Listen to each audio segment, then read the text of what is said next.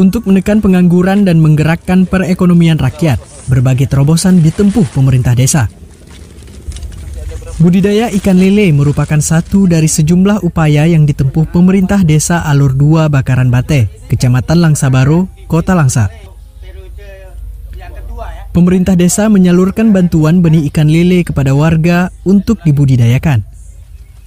Bantuan dianggarkan melalui dana desa dan dikelola serta dikembangkan hingga menghasilkan pendapatan tambahan bagi warga. Sebanyak 5.000 benih lele disebar ke 3 buah bioflok warga untuk dikelola dan dikembangkan. Bibit lele ini diharapkan dapat berkembang dan menghasilkan pendapatan warga. Bantuan ini merupakan yang kedua kalinya setelah bantuan pertama berhasil dikelola dengan baik.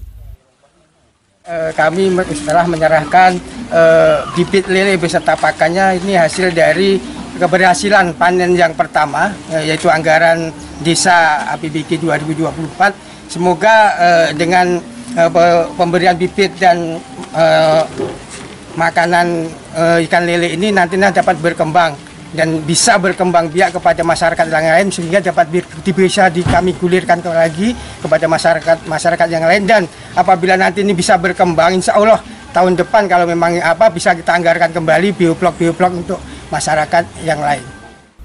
Keberhasilan sebelumnya menjadi motivasi bagi penerima bantuan berikutnya. Jika serius dikelola, kolam bioflok ikan lele itu bisa menghasilkan pundi-pundi rupiah.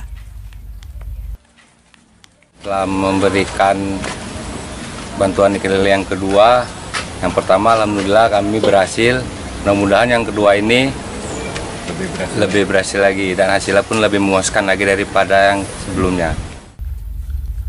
Usaha kelompok bioflok ini diluncurkan sejak bulan Maret 2024 lalu. Masa pemeliharaan hingga panen hanya butuh waktu 2 hingga 3 bulan. Sementara biaya pakan ikan sekitar 1 juta rupiah per kolam, ukuran 3 x 3 meter.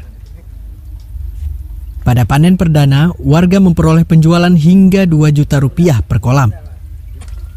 Melaporkan dari Langsa.